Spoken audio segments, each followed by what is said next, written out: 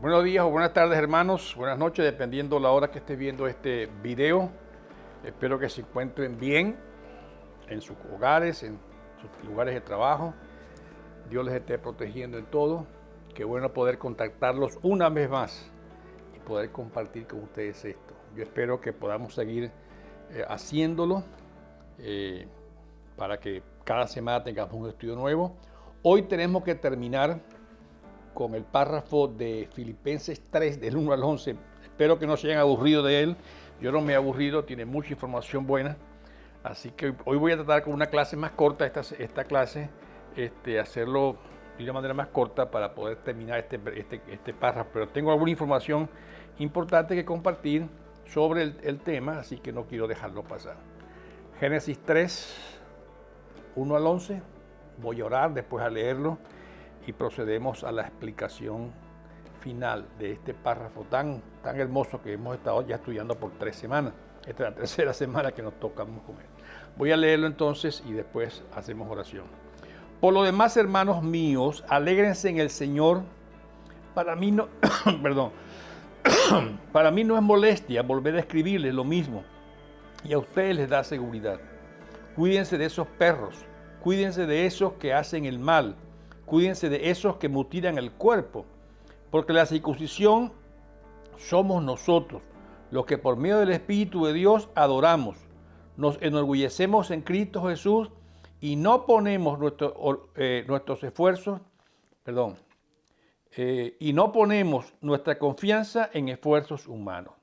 Yo mismo tengo motivos para confiar en esfuerzos humanos. Yo más. Circuncidado al 8º día, del pueblo de Israel, de la tribu de Benjamín, hebreo de pura cepa. En cuanto a la interpretación de la ley fariseo. En cuanto al celo, perseguidor de la iglesia.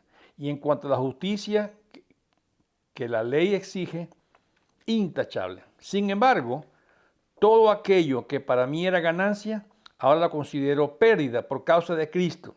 Es más, todo considero pérdida por razón del incomparable valor de conocer a Cristo Jesús, mi Señor. Por Él lo he perdido todo y lo tengo por estiércol, a fin de ganar a Cristo. Y encontrarme unido a Él. No quiero mi propia justicia que procede de la ley, sino la que se obtiene mediante la fe en Cristo Jesús. La justicia que procede de Dios, basada en la fe. Lo he perdido todo a fin de conocer a Cristo y experimentar el poder de que se manifiesta en su resurrección, participar en sus sufrimientos y llegar a ser semejante a Él en su muerte. Así espero alcanzar la resurrección de entre los muertos. Ya es la tercera vez que lo leemos, ya lo hemos discutido un poco, pero quiero hacer algunas especificaciones finales. Especialmente, hermanos, en el tema de marcar nuestros límites teológicos, que siempre nos ayuda mucho a entender estas cosas. Disculpen que los electrónicos son así. Pero siempre debemos pensar en las balances o en la práctica de definir lo que es la teología y lo que es la práctica.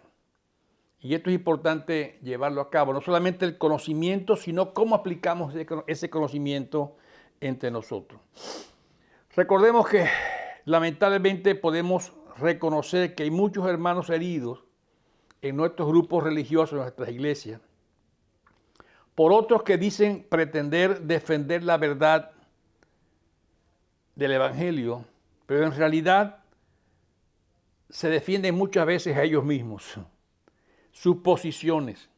Usan la excusa de cuidar el Evangelio para mantenerlo puro e influencian en otros más que por el celo del Evangelio, por tomar posiciones de poder en nuestros grupos y quizás remover o quitar o eliminar a aquellos que no están de acuerdo con lo que yo estoy, con lo que yo creo o lo que yo trato de enseñar.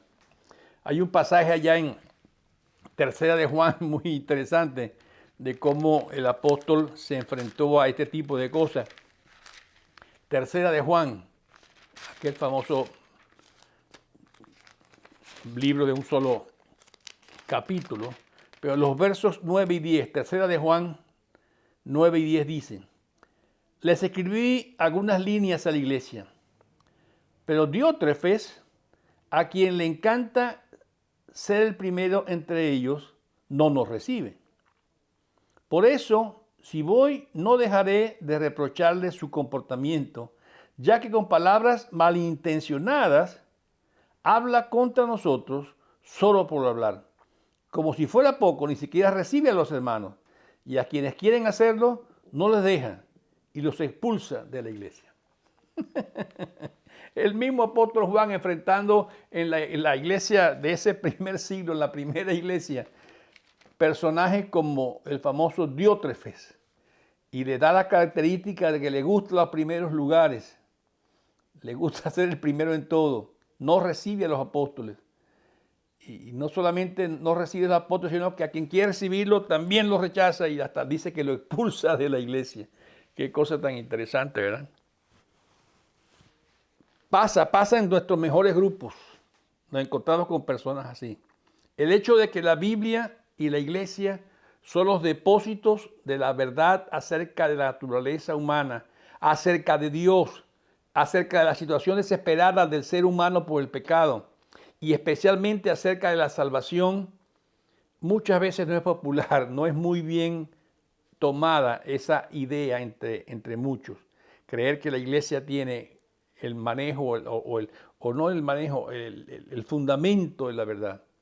Muchos acusan hoy inclusive a los cristianos de tener la verdad, nos acusan de tener la verdad y que por decir que tenemos la verdad causamos muchos sufrimientos a otras personas y en el pasado y en el presente. A veces dicen que nuestra posición acerca de las doctrinas bíblicas es un atentado, una amenaza contra la paz y la estabilidad social. Y así dicen muchas en el día de hoy.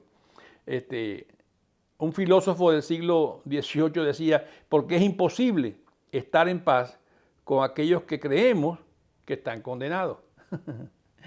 Y es el señalamiento que se nos hace, ¿verdad?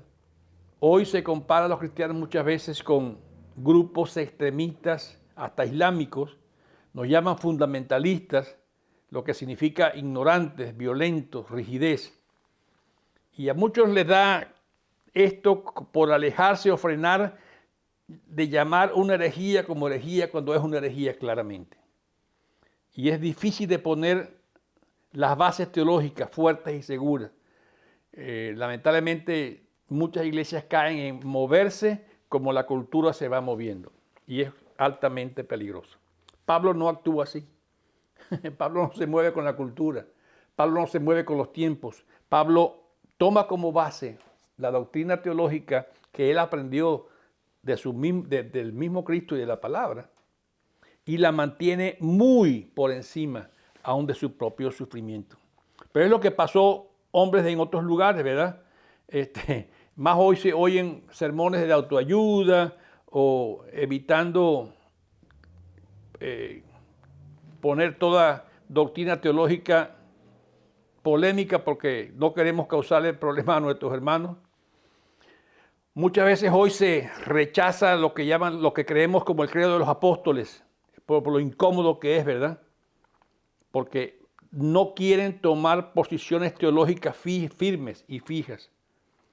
O algunos otros usan esas posiciones para su beneficio personal y tener poder o el control sobre las cosas.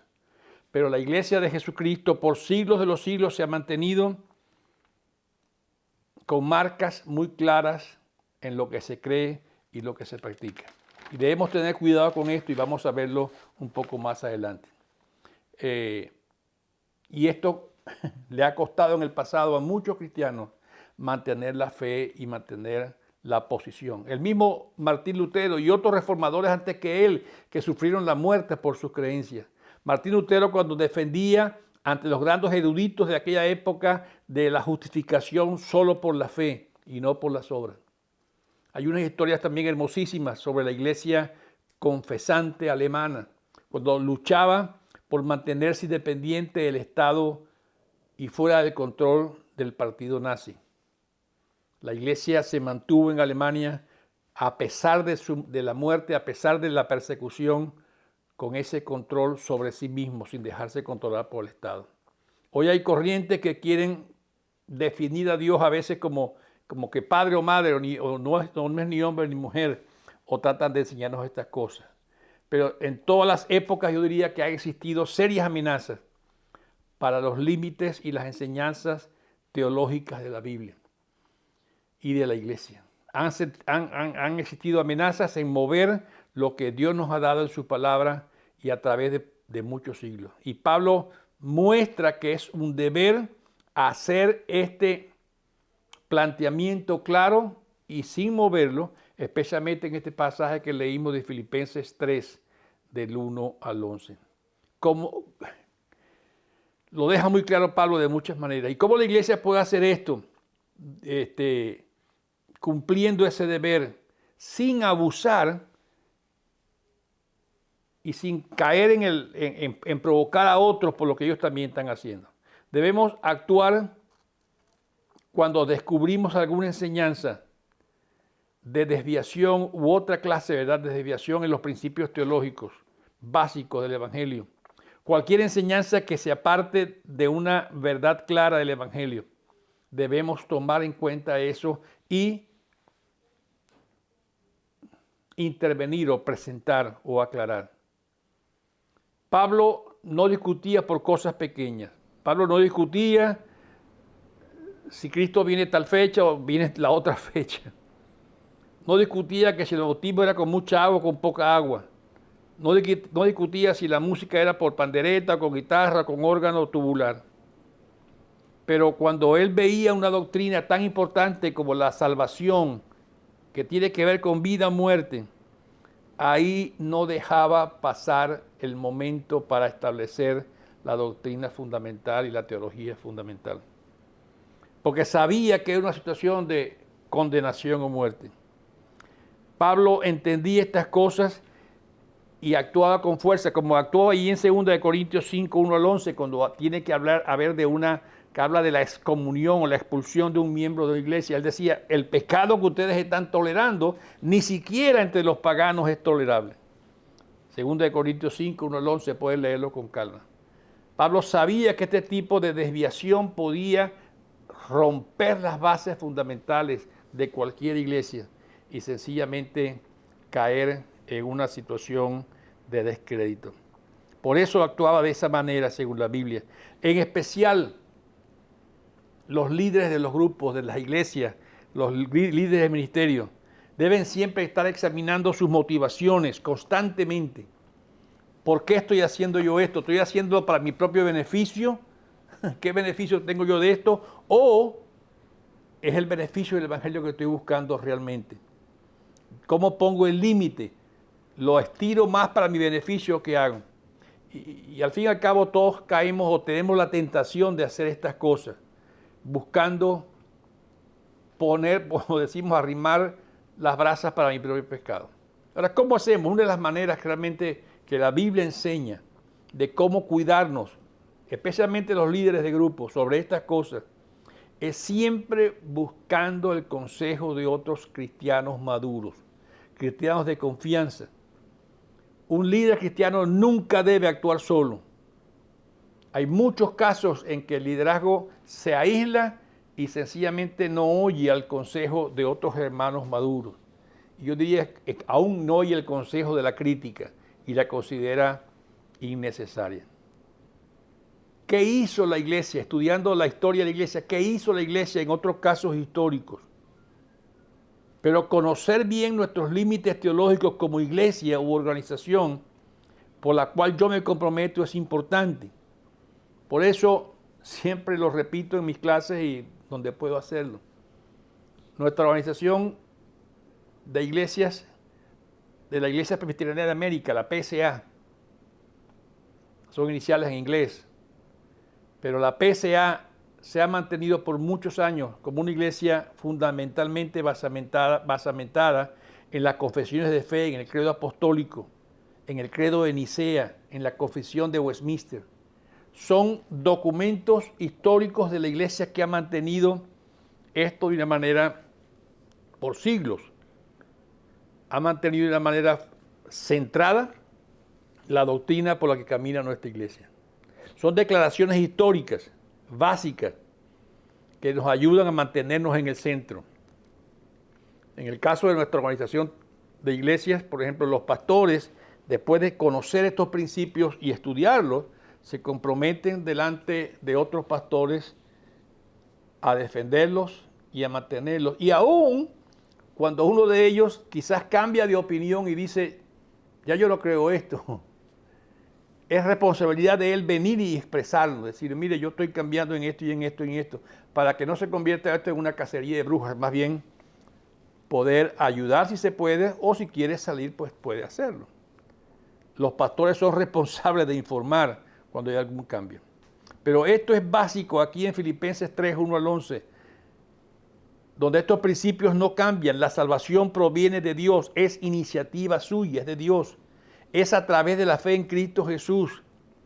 Y esta enseñanza ha sido atacada desde Pablo, desde Lutero y aún hasta el día de hoy, a veces sutilmente, a veces no tan sutilmente.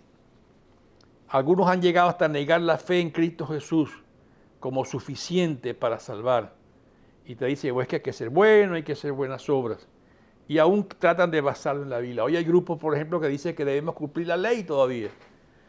Por supuesto que la ley está puesta por Dios, pero no nos salvamos por la ley. No que sea bueno matar, robar o adulterar, no. Pero lo que nos salva no es no hacer eso. Lo que nos salva es la fe en Cristo Jesús.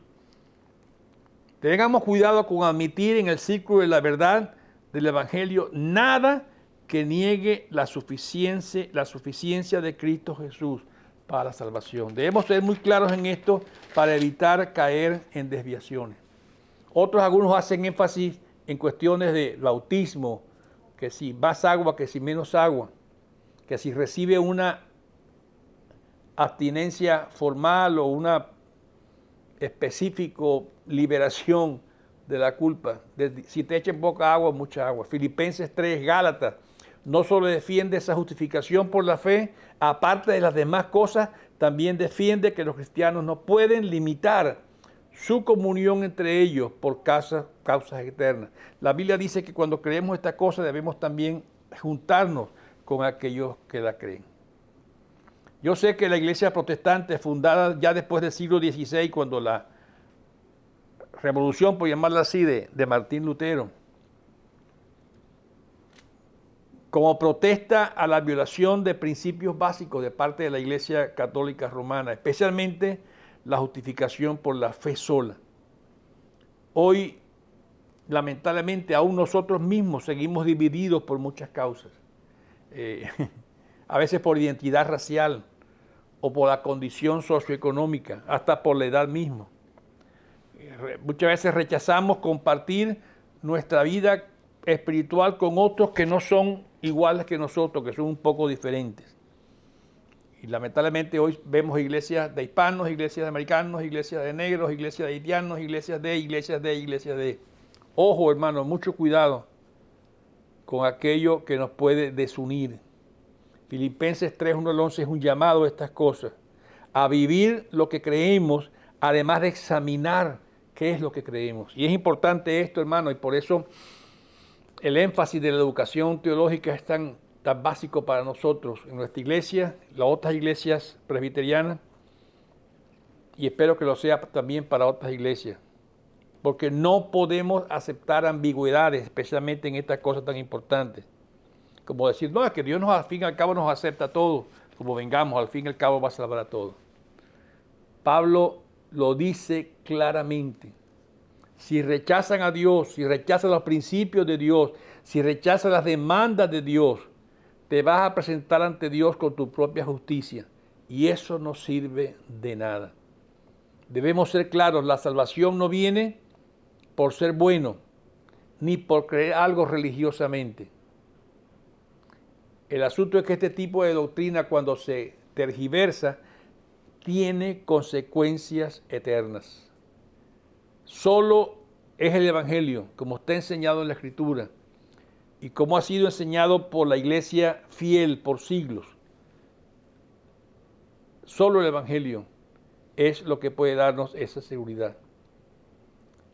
Y es importante que nosotros como cristianos en nuestras iglesias, no importa cuál iglesia usted sea, se asegure de que la doctrina fundamental de esa iglesia está clara, es basada en lo que la Biblia dice. La clase de escuela dominical tienen que ser así.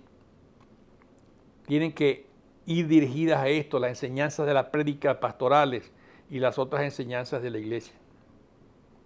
Recordemos que un pastor o un maestro mal preparado es una amenaza a la vida o muerte de la iglesia. Yo diría que es como un médico mal preparado. Nadie quiere tratarse como un médico mal capacitado, ¿verdad? Por eso es importante estudiar la palabra, leer la palabra, meditar en la palabra y buscar no solamente lo superficial, sino la profundidad en ella. Trae salud espiritual, trae crecimiento a la iglesia, bienestar a los hermanos. Tengamos mucho cuidado en no tener una visión carnal de las cosas espirituales que Dios nos habla. A veces los proyectos, aún los proyectos evangelísticos de nuestras iglesias, se basan más en proyectos de mercadotecnia, de venta, que en verdaderamente la vida espiritual. Y yo no diría que las estrategias son equivocadas, pero aplicar estrategias de mercado o comerciales a nuestros programas de evangelismo, sí, olvidando la obra del Espíritu Santo, es altamente peligroso, hermano, y debemos tener cuidado con eso. A veces creemos que la gerencia humana puede dar resultados positivos. Recuerden, la Biblia no habla de estas cosas. Debemos tener vigilancia en no usar principios de mercado solamente por complacer a una sociedad que hoy le exige. Miren, en el caso de Cristo no lo hizo así. Quieren buscar conmigo en el Evangelio según San Juan, capítulo 1, versos 53 en adelante. Miren este caso. San Juan, capítulo 6, Evangelio según San Juan, capítulo 6, versos 53 en adelante. Miren este párrafo aquí, 53.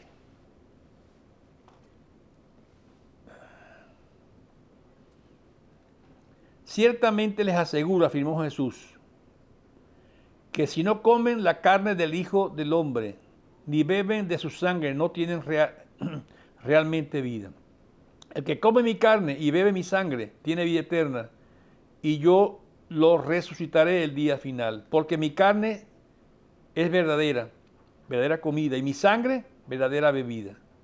El que come mi carne y bebe mi sangre, permanece en mí y yo en él. Así como me envió el Padre viviente, yo vivo por el Padre, también el que come de mí vivirá por mí. Este es el pan que bajó del cielo. Los antepasados de ustedes comieron maná y murieron, pero el que come de este pan vivirá para siempre. Todo esto lo dijo Jesús mientras enseñaba en la sinagoga de Capernaum. Al escucharlo, muchos de sus discípulos exclamaron: esta enseñanza es muy difícil, ¿quién puede aceptarla? Jesús, muy consciente de lo que sus discípulos murmuraban por lo que había dicho, les reprochó: ¿esto le causa tropiezo? ¿Qué tal si vieran al Hijo del Hombre subir donde estaba antes? El espíritu da vida, la carne no vale de nada. Las palabras que les he hablado son espíritu y son verdad. Sin embargo, hay algunos de ustedes que no creen. El que Jesús conocía desde el principio quiénes eran los que no creían y quiénes eran el que iba a traicionarlo. Por eso les dije que nadie puede venir a mí a menos que lo haya concedido el Padre. Desde entonces muchos de sus discípulos le volvieron la espalda y ya no andaban con él. Así que Jesús les preguntó a los 12, ¿también ustedes quieren marcharse? Señor, contestó Pedro, ¿a quién iremos? Tú tienes palabra de vida eterna. Y nosotros hemos creído y sabemos que tú eres el Santo. Cristo enfrentó la misma situación cuando él planteaba el Evangelio o su doctrina claramente. No era seguido por la multitud. Había un pequeño grupo de discípulos. Cuidado, las multitudes no siempre son el plan de Dios para nosotros. Y Cristo lo hizo claramente. Ustedes también quieren irse y ustedes pueden estudiar esto en muchas partes de la palabra. Aún después de la resurrección, Pablo lo enseñaba una y otra vez. Pueden buscar en Marcos 8, 31 y 32. Marcos 8, 31 y 32. Mateo 16, 21 y 22. Veamos todas estas cosas. Cristo lo hizo, Pablo lo hizo, los discípulos lo hicieron. ¿Por qué es tan serio? Por supuesto, porque ya, como vimos en Filipenses 2, 5 al 11, en el mundo que vivía Pablo, la cruz era muy ofensiva.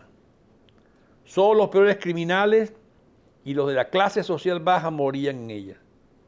Pero Jesús enseñó a sus discípulos que ellos sufrirían lo que él sufrió. Jesús no se los escondió, nunca se los escondió. Y Pablo lo hizo en muchas ocasiones en el mismo libro de Filipenses, como lo hemos leído. Pero así es Dios, hermanos, en el Dios del Nuevo Testamento. Narra que es poco atractivo muchas veces el mensaje que se extendía. Ese mensaje se extendía por la obra única del Espíritu Santo en los corazones de mucha gente, haciendo que se aceptara el mensaje. Hay muchos pasajes que hablan de estas cosas. La Biblia no suaviza el mensaje de Cristo. Cristo mismo hablaba a sus discípulos de que sufrirían lo que él sufrió. Pero los discípulos decían, ¿y a dónde iremos? ¿Dónde encontraremos palabra de vida eterna? Tengamos cuidado con querer suavizar el Evangelio, con querer solamente cambiar para que venga más gente o para conseguir mejores edificios. Tengamos cuidado con eso. El mensaje del Evangelio es uno solo. El mensaje del Evangelio es claro. El mensaje del Evangelio es específico. Y cambiarlo por otra cosa sería diluirlo o hacerlo sencillamente mundano. Tengamos cuidado con eso, hermanos. Gálatas lo dice, Filipenses lo dice, Pedro lo enseña, Jesús lo enseñó. Poner nuestra confianza en Cristo es la clave. No darle la espalda al Evangelio puro. No cambiarlo por estrategias humanas, por estrategias de hombre. La Biblia plantea una estrategia espiritual. Es el Espíritu Santo quien va a mover su iglesia a hacer la obra. No son las estrategias humanas. Eso es lo que hacían los judaizantes. Traer cosas humanas y lo que hacía Saulo también en un tiempo, ¿verdad?